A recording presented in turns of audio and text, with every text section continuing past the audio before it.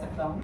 Then उसके बाद इसका या पर्टिकुलर को यूज करके मैं कैसे डेटाबेस कनेक्टिविटी करूँगा उस पर भी हम लोग फोकस करेंगे।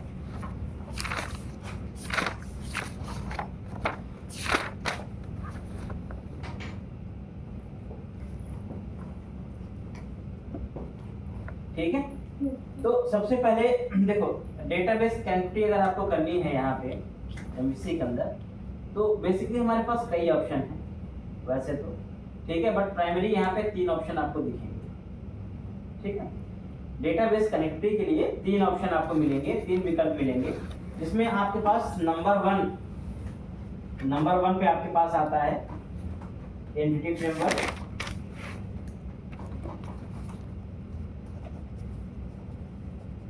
नंबर 2 पे आएगा आपके पास डायपर। नंबर 3 पे आपके पास है एडीओ।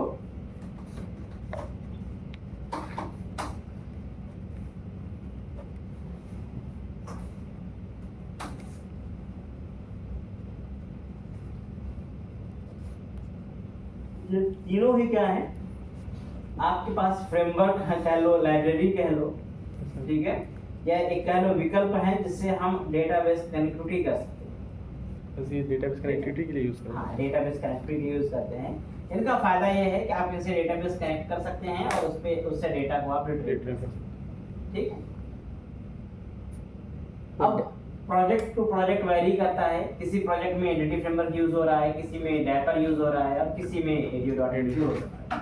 ठीक है, इसमें ध्यान रखना जो एडीओ.नेट है वो सबसे पुराना लाइब्रेरी है, सबसे पुरानी लाइब्रेरी एडीओ.नेट थी हमारे पास।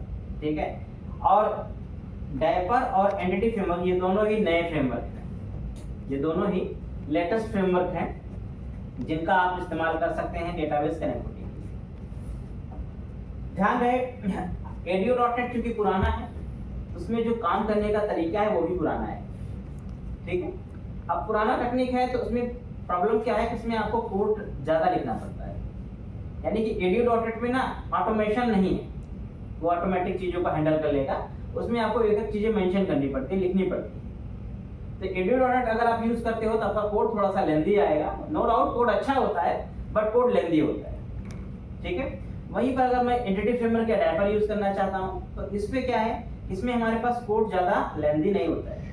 क्यों नहीं होता है कि ये फ्रेमवर्क है और इनके अंदर ऑटोमेशन बहुत सारी चीजों का बहुत ज्यादा ऑटोमेटेड बनाए गए हैं, बहुत ज्यादा इंटरनली ऑटोमेट किए गए हैं, जिससे हमारे बहुत लेस कोडिंग में बहुत ज्यादा काम हो जाता है, वो थोड़ा सा कोड लिख के हम बहुत ज्यादा काम कर सकते हैं। ठीक है, कोई मुश्किल नहीं। तो एक बार समझते हैं एक एक करके। फिलहाल अभी हम यूज करने वाले यहाँ पर क्या है एंटिटी फ्रेमवर्क। सर दोनों को एंटिटी फ्रेमवर्क बोलते हैं, एडीओ.नेट को क्या बोलते हैं? एडीओ.नेट आपका लाइब्रेरी है, ये दोनों फ्रेमवर्क है, एंटिटी फ्रेमवर्क भी फ्रेमवर्क है और डायपर भी फ्रेमवर्क है। एडीओ.नेट आपका library.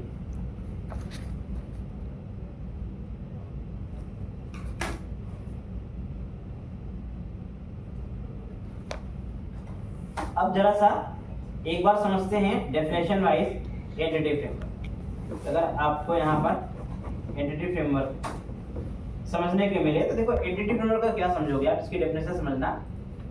Entity framework is an object relational mapper. क्या है ये? ORM। एंटिटी फ्रेमवर्क एक ऑब्जेक्ट रिलेशनल मैपर है that allow .NET developers to work with relational database using strongly typed .NET object. ठीक है, it simplifies data access by eliminating the need of the most of the boilerplate data access code that developers would otherwise need to write here. ठीक है, इसका कहने का basic मतलब यह है कि किसी भी यूजर को जो भी डेटा एक्सेस में चाहिए, ठीक है, वो डेटा आप इस फ्रेमवर्क के थ्रू एक्सेस कर सकते हो।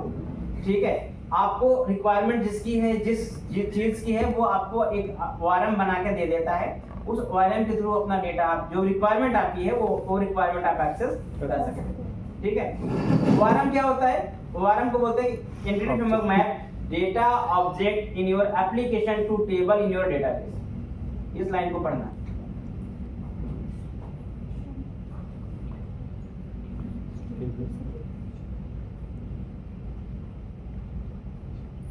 EF maps. Maps objects. EF maps object. EF maps. Okay. Database.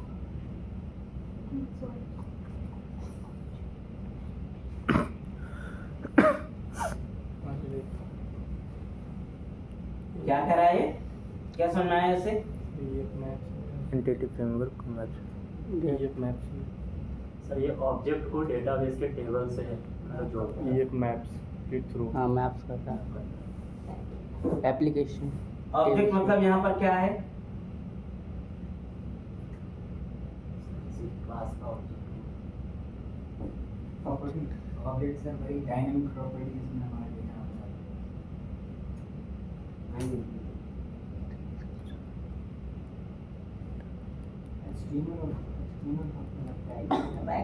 एस्टीमल कहाँ से आ गए यहाँ पे? ऑब्जेक्ट्स आर तो जो डेटाबेस का एंट्री करते समय एस्टीमल भी आते हैं। Database में किसी हाँ? को बोलते हैं। बोल रहे हैं डेटाबेस में सारा object भाई होगा। ऑब्जेक्ट का बेसिक मतलब भाई object into your database table. तो यहाँ पर ऑब्जेक्ट का मतलब क्या है? जो Database- आपके मॉडल्स मॉडल्स जो आपके मॉडल्स हैं वो ऑब्जेक्ट की बात कर रहा है। जैसे मान कल हमने प्रोडक्ट बनाया, कस्टमर बनाया या कुछ और बनाया, जो कुछ हमने मॉडल्स बनाए वो मॉडल्स हमारे क्या है? ऑब्जेक्ट हैं। और ये उन मॉडल्स को मैप करता है किसके साथ? डेटाबेस के साथ। तो यहाँ पर आप जो मॉडल बनाओगे वो मॉडल मैप हो जाएंगे डायरेक्टली आपके डेटाबेस के साथ, और डेटाबेस के जो होगा वो क्या हो जाएगा? मैप हो जाएगा मॉडल के साथ। वाइस वर्सा है। Yes sir. इसका मतलब ये है कि अगर इधर से मैपिंग होगी तो उधर हो जाएगी, उधर से होगी तो इधर भी हो जाएगी। उल्टा दोनों। ठीक है। इसलिए एंटिटी फ्रेमवर्क आपको दो अलग अलग मेन अप्रोच प्रोवाइड करता है जिसमें आप काम कर सकते हो। वैसे तो तीन अप्रोच हैं, दो मेन अप्रोच हैं जिसमें हम बोलते हैं code first approach and database first approach. Code first approach और database database first first approach. What is mean by code first approach? Code first approach का मतलब होता है कि just write your code in C# and map all the model objects into your database. कहने का मतलब कि जो आप यहाँ पे C# के अंदर कोड लिखेंगे वो सारा कोड क्या हो जाएगा? आपका मैप हो जाएगा आपके डेटाबेस में। आपको डेटाबेस में मैन्युअली जाकर टेबल नहीं बनानी है, आपको मैन्युअली वहां पर कुछ भी नहीं करना है। जो कुछ आप C# पे ऑब्जेक्ट बनाओगे वो सारा का सारा मैप हो जाएगा आपका किसमें? डेटाबेस। डेटाबेस में। ठीक है। अब इसे करने का जो अप्रोच होता है उसको हम बोलते हैं code first approach. It means code लिखो फर्स्ट और उसी अप्रोच में आपका क्या हो जाएगा? डेटाबेस तैयार हो जाएगा। ठीक है।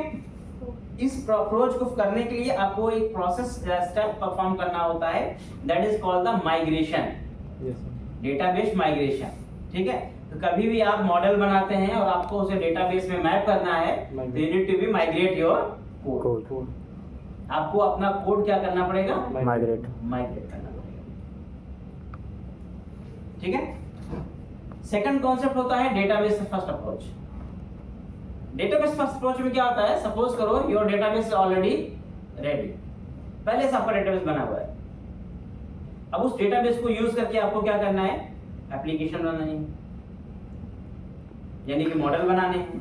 तो कोड फर्स्ट अप्रोच क्या करता है कि जो भी आपके डेटाबेस में टेबल्स होंगे उन सारी टेबल का अपने आप ही क्या करेगा? मॉडल जनरेट कर देगा, जिसमें ऑटोमेटिक क्या हो जाएगा? जो आपका टेबल का नाम होगा वो क्लास का नाम बन जाएगा, जो उसके अंदर प्रॉपर्टीज होंगी वो आपके मॉडल की प्रॉपर्टी बन जाएगी, वो सब अपने आप ही मैपिंग हो जाती है। जब आगे आप इसे करोगे तो आपको समझ में आएगा, लेकिन इसका बेसिक मतलब यही है। ठीक है। एज वेल एज ORM आपको डायरेक्ट क्वेरी डील करने की परमिशन नहीं देता है, या बेसिकली डायरेक्ट क्वेरी डील करने से बचाता है कि आप डायरेक्टली डेटाबेस में कोई क्वेरी नहीं लिखेंगे। जो कुछ होगा आप ORM में लिखेंगे, क्वेरीज लिखेंगे तो ऑटोमेटिक डेटाबेस क्वेरी जनरेट होकर के एग्जीक्यूट हो जाएंगे। यानी आपको डायरेक्ट यहाँ पर SQL भी लिखने की जरूरत नहीं है। नहीं होगी। अगर आप एंटिटी फ्रेमवर्क यूज करते हो तो डायरेक्ट SQL लिखने की जरूरत नहीं है, उसकी जगह पे आप यूज कर सकते हैं LINQ। SQL की जगह हम क्या यूज करते हैं? LINQ। तो LINQ हमें क्या प्रोवाइड करता है? सम प्रीडिफाइंड क्वेरीज प्रोवाइड करता है जिससे हम अपनी डेटाबेस कॉलिंग कर सकते हैं। यानी डेटाबेस मान लो कोई सेलेक्ट क्वेरी चलानी है, कोई अपडेट क्वेरी चलानी है, कुछ भी चलाना है तो आप LINQ के थ्रू चला सकते हैं। आप डायरेक्ट क्वेरी नहीं लिखेंगे डेटाबेस में। ठीक है। तो वैसे लिख भी सकते हैं, ऐसा नहीं रिस्ट्रिक्टेड है, बट आपको जाना नहीं वहां तक है। अगर एंटिटी फ्रेमवर्क यूज करते हैं तो एंटिटी फ्रेमवर्क कहता है कि आपको डेटाबेस क्वेरी लिखने की जरूरत नहीं है, आप क्या कर सकते हो, यही यूज करो, लिंक यूज करो, और लिंक ही आपका क्या करेगा, डेटाबेस क्वेरीज एग्जीक्यूट करा लेगा। समझ गए? ये इसका अपना बेसिक बेनिफिट होता है। इसके अलावा ये सब बाकी अप्रोचेस भी इसके हैं, जैसे डेटा एक्सेस लेयर, ठीक है, schema migration, changes tracking, multiple approaches, ठीक है। तो अगर हम बात करें यहाँ पर data access layer, entity framework provide high level data access layer abstracting away the complexity of interacting with a database। तो ये डेटा एक्सेस लेयर क्या कह रहा है कि ये एक्चुअल में क्या करता है कि ये जो हाई लेवल की ये हाई लेवल का एक तरह का एब्स्ट्रैक्शन प्रोवाइड करता है, जिसमें क्या होता है कि जो डेटाबेस कनेक्टिविटी की कॉम्प्लेक्सिटी होती है, डेटाबेस डील करने की जो कॉम्प्लेक्सिटी होता है वो आपसे हाइड कर देगा। क्यों हाइड करता है, कैसे हाइड करता है, इसने ऊपर ही बताया कि भाई आपको क्वेरी नहीं लिखना है, ऊपर बताया आपको क्वेरी नहीं लिखनी है, आपको क्या करना है, लिंक यू यूज करना है। तो जब आप लिंक यू यूज करोगे, लिंक यू से कोई भी कमांड चलाओगे तो लिंक यू में सिंपल सिंटैक्स यूज होगा, और वो सिंपल सिंटैक्स क्या करेगा, आपकी क्वेरी बना देगा, तो आपको क्वेरी लिखने की जरूरत नहीं पड़ी। तो आप क्वेरी की जो कॉम्प्लेक्सिटी थी उससे बचे, ठीक है। तो ये एक तरह से क्या कर रहा है, एब्स्ट्रैक्शन परफॉर्म कर रहा है, जिसमें आपके डेटा एक्सेस लेयर का एब्स्ट्रैक्शन जिसे बोल सकते हैं, ठीक है। स्कीमा माइग्रेशन का मतलब होता है कि मान लो टेबल वगैरह में चेंजेस करना है, आपको अपग्रेडेशन करना है, तो आपको मैनुअल टेबल में जाकर के कोई चेंजेस नहीं करना है डेटाबेस के अंदर, आप जो कुछ है आप यहीं से माइग्रेट कर सकते हो, कि आप अपना मॉडल माइग्रेट करेंगे, एंटिटी एमवीसी में माइग्रेशन परफॉर्म करेंगे, वो सब कुछ ऑटोमेटिक आपके डेटाबेस में जाकर चेंजेस कर देगा, ठीक है। लेस कोडिंग में चेंजेस ट्रैकिंग, ये आपकी चेंजेस को भी ट्रैकिंग को भी पकड़ता है, यानी डिटेक्ट करता है कि अगर आपके डेटाबेस में रिकॉर्ड बढ़ते हैं या घटते हैं तो उसकी ट्रैकिंग भी इसके साथ पॉसिबल है, ठीक है। मल्टीपल अप्रोचेस का मतलब होगा कि यहाँ पर अलग अलग अप्रोच प्रोवाइड करता है, just like code first approach, database first approach ना, इस तरह के अप्रोच आपको प्रोवाइड करता है, जिससे आप अपना अलग अलग अप्रोच में काम कर सकते हो। वैसे एंटिटी फ्रेमवर्क 3 अप्रोच देता है, code first, database first and model first, 3 approach इसमें होते हैं, ठीक है। अगर आप एंटिटी फ्रेमवर्क बारे में पढ़ना चाहते हैं तो इसकी ऑफिशियल वेबसाइट कौन सी है, entityframework.com, यहाँ पर इसकी वेबसाइट है, वेबसाइट ट्यूटोरियल पे भी जा सकते हो आप, ये इस वेबसाइट से आप रेफरेंस ले सकते हो, एंटिटी फ्रेमवर्क ट्यूटोरियल, ठीक है। तो अब देखो एंटिटी फ्रेमवर्क आपके पास यहाँ पे कोर में अवेलेबल है, entity framework MVC normal MVC में भी अवेलेबल है, तो चॉइस इज योर, आपको कौन सा करना, बट ये पूरा है उसका कंटेंट है, क्या है, कैसे है, कौन से वर्जन है, इसके बारे में आज पूरी कहानी पढ़ सकते हो। हम लोग तो कोर पढ़ने, कोर ही अपना पढ़ना है, अपने को कोर पढ़ना है, हालांकि लगभग चीजें सेम हैं, कुछ कुछ चीजों में डिफरेंस है, बस बाकी चीजें सेम, ठीक है। तो अपने को यहाँ पर क्या करना है, एंटिटी फ्रेमवर्क कोर पे काम करना है, ठीक है। यहाँ से तुम लोग रेफरेंस लेके पढ़ना भी, तुम्हें पढ़ना भी है, ठीक है। तो यहाँ पर एंटिटी फ्रेमवर्क हमें क्या समझ में आता है कि यह एक फ्रेमवर्क है जो ORM पे बना हुआ है, ये .NET डेवलपर्स को अलाउ करता है कि स्ट्रांगली टाइप में डिफरेंट डेटाबेस से ये कम्युनिकेट कर सकते हैं, जिसमें कुछ डेटाबेस आते हैं जैसे SQL server, Cosmos DB, MySQL, Postgre, SQLite, ये सभी डेटाबेस, ठीक है। ये एक ऑप्शन है हमारे पास डेटाबेस कनेक्टिविटी का। दूसरा अगर मैं बोलूं आपसे तो अगला ऑप्शन हमारे पास क्या है, डैपर, तो डैपर, ठीक है। सिमिलरली अगर आप डैपर के बारे में पढ़ेंगे तो ये भी लगभग सेम है,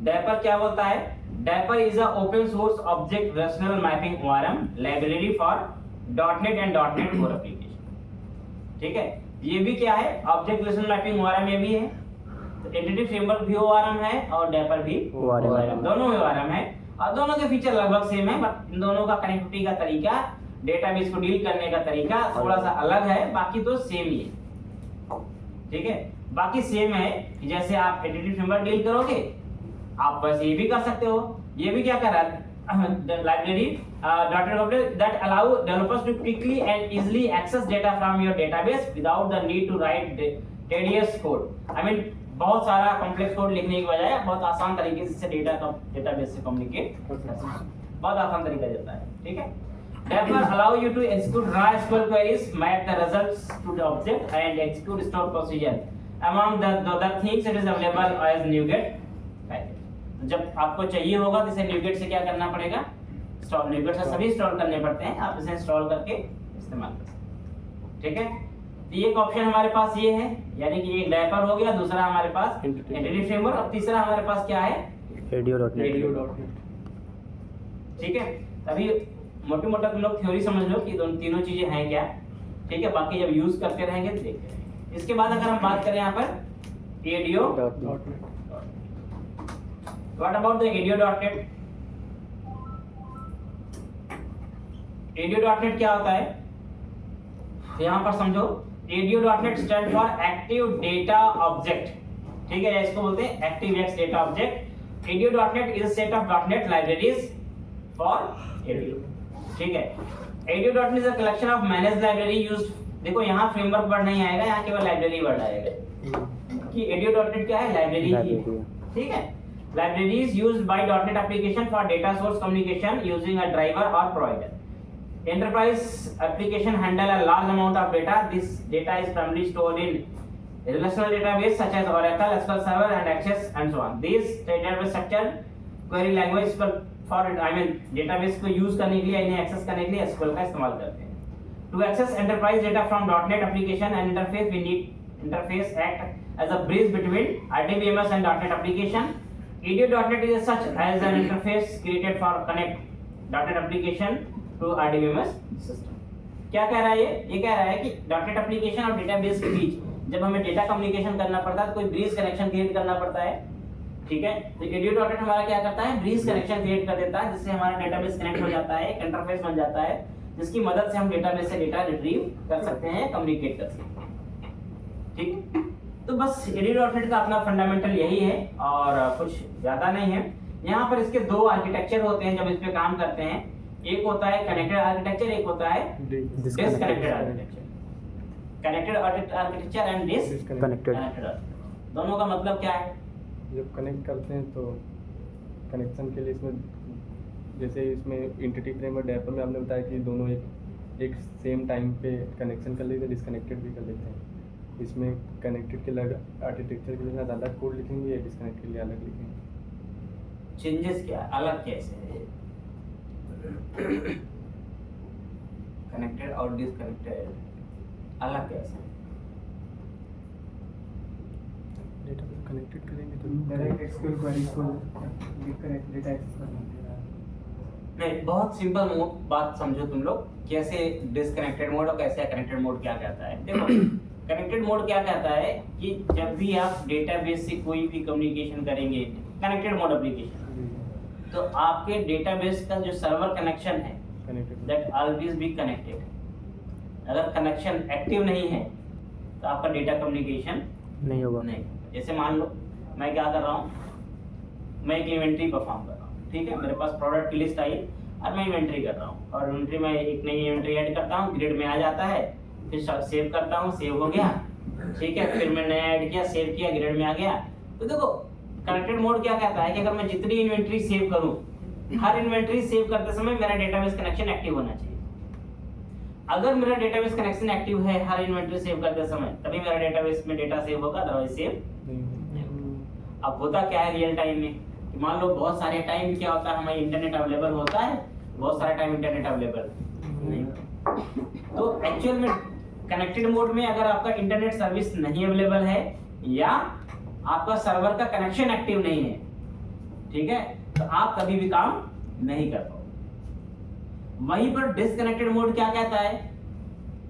वो कहता है कि आप डोंट वरी कि आप कनेक्टेड और डिस्कनेक्टेड दोनों मोड में काम कर सकते हैं, ठीक है। तो इसमें क्या काम होता है कि डिस्कनेक्टेड मोड में कि जब आप कभी डेटा डील करते हैं, ठीक है, तो आपका जो एप्लीकेशन है ना वो लोकल कैशे में डेटा डील करने लगेगा। अगर डेटाबेस सर्वर कनेक्शन नहीं है, कनेक्शन आपका अभी स्टैब्लिश नहीं है, मान लो 10 मिनट लिए मेरा कनेक्शन बंद हो गया या डेटाबेस कनेक्टिविटी खत्म हो गई, तो 10 मिनट तक मैं जो एंट्री करूंगा वो एंट्री मेरी डेटाबेस में तो नहीं जा सकती है, लेकिन वो सारी एंट्री मेरी लोकल क्या होती रहेंगी, स्टोर होती रहेगी, और हमें फील नहीं होगा कि वो डेटाबेस में स्टोर हो रहा है या लोकल स्टोर हो रहा है, हमें लगेगा डेटाबेस में स्टोर हो रहा है। एज एप्लीकेशन ऐसा आपको इंटरफेस देता है, ठीक है। लेकिन वो क्या करेगा, देखेगा जैसे ही आपका डेटाबेस कनेक्शन इंटरनली एस्टैब्लिश होता है, जैसे ही आपका डेटाबेस कनेक्शन जब भी एस्टैब्लिश होगा, ऑटोमेटिक एप्लीकेशन क्या करेगा, वो सारा डेटा सर्वर पे पुश कर देगा, ठीक है। तो डिस्कनेक्टेड मोड कुछ जगहों पर बेटर माना जाता है हैंडलिंग के लिए, जहां पर ऑल टाइम इंटरनेट अवेलेबिलिटीज नहीं होती है। वहां के लिए डिस्कनेक्टेड मोड में भी हम काम कर सकें कि भाई एक एम्प्लॉई अगर 8 घंटे काम करता है, इंटरनेट 2 ही घंटे अवेलेबल रहता है, तब भी कोई दिक्कत नहीं है। 8 घंटे काम करेगा, 2 घंटे नेट आएगा, जब जितना डेटा होगा सारा पुश हो जाएगा 2 घंटे में, 8 घंटे उसका काम बंद नहीं होगा। सुनेगा, it is just like backup system, जहां पर आपका जो भी काम करोगे काम होता रहेगा, बैकअप मेंटेन होता रहेगा, वो सब आपका पुश हो जाएगा, ठीक है। तो ADU.NET ये दोनों ही आर्किटेक्चर आपको प्रोवाइड करता है, आपको जैसे भी यूज करना चाहो यूज कर सकते हो। इसके अंदर बहुत सारी क्लासेस हैं, जैसे कि system.data, system.data.sql client, system.data wallet, BC, Oracle client, तो ये सब system.data.oracle client ये सभी नेम स्पेस हैं जिनका इस्तेमाल करके हम लोग अपना डेटाबेस से डेटा ऑपरेशन कर सकते हैं, ठीक है। अब देखो, अगर मुझे SQL सर्वर से डेटा कम्युनिकेशन करना है तो ये ऊपर के 2 ही नेम स्पेस चाहिए इसमें, एक तो system.data और दूसरा system.data.sql client, ठीक है। अब इनके अंदर क्लासेस रेडीमेड बनी हुई हैं, उन क्लासेस को जानना है आपको कि किस क्लास का क्या यूज होता है, कनेक्शन किससे एस्टैब्लिश करेंगे, डेटा कमांड किससे एग्जीक्यूट कराना है, डेटा किससे रीड करना है। तो लिस्ट ऑफ क्लासेस और उनके अंदर मेथड इसमें रेडीमेड हैं, आपको उन्हें यूज करना सीखना होगा। कैसे आप उन्हें यूज करोगे, जिससे आप अपना डेटाबेस कनेक्ट कर सकते हो, डेटा से डेटा कम्युनिकेट भी कर सकते हो, ठीक है। ADU.NET हम बाद में किसी प्रोजेक्ट में करेंगे, अभी फिलहाल हम एंटिटी फ्रेमवर्क पे काम करेंगे, ठीक है। बाकी इसके बारे में पढ़ना चाहो थ्योरेटिकल तो पढ़ सकते हो, कोई इशू नहीं है, कुछ डाउट लगे तो पूछ लेना, ठीक है। तो ये 3 अप्रोच हमने बात किए। अब सबसे पहले हम बात करेंगे एंटिटी फ्रेमवर्क। तो अब मुझे सबसे पहले क्या करना है, डेटाबेस कनेक्टिविटी करनी है, ठीक है। अब डेटाबेस कनेक्टिविटी के लिए कल अपने प्रोजेक्ट बनाया था, जिसमें आपने 2 पर्टिकुलर मॉडल बनाए थे, बुक्स का और ब्लॉक्स का। तो अब वो 2 मॉडल जो मैंने बनाए थे, जिनका डेटा मैंने हार्ड कोड किया था, नाउ इसको हम क्या करते हैं, डेटाबेस से करते हैं, ठीक है। इसको हम डेटाबेस से करने का प्रयास करते हैं। तो विजुअल स्टूडियो अपना वही ऑन कर लेते हैं जो प्रोजेक्ट अपना था। अब इसके स्टेप बाय स्टेप समझना है इसमें क्या करना पड़ता है।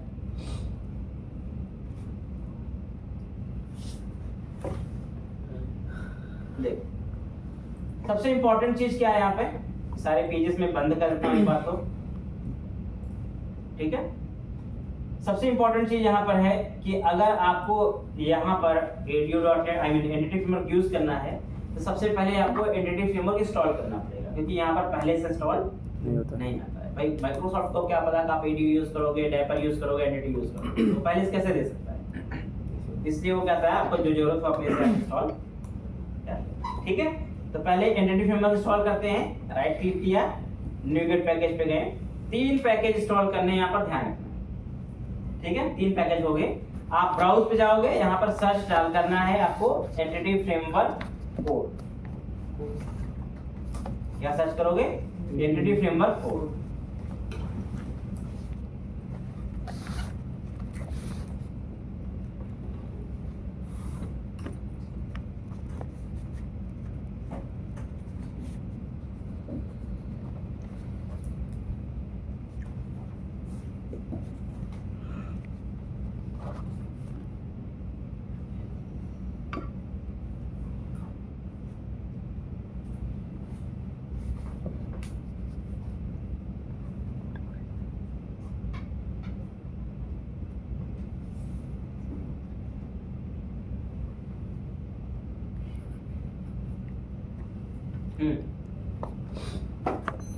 तो एंटिटी फ्रेमवर्क 4 सबसे पहले इसमें इंस्टॉल क्या क्या करना है, सर्च करने पर ध्यान रखना है। 3 पैकेज इसमें है इंस्टॉल करने के लिए। एक आपके पास सबसे पहले नंबर पे एंटिटी फ्रेमवर्क 4 होगा, ठीक है। पहला पैकेज माइक्रोसॉफ्ट एंटिटी फ्रेमवर्क 4, पहला पैकेज आपको इंस्टॉल करना है। दूसरा पैकेज क्या इंस्टॉल करोगे, Microsoft entity framework core dot SQL server, ये सेकंड पैकेज होगा।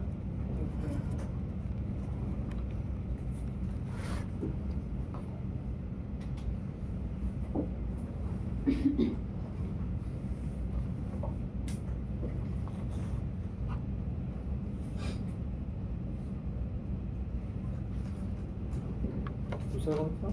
Dot SQL server. Dot SQL server.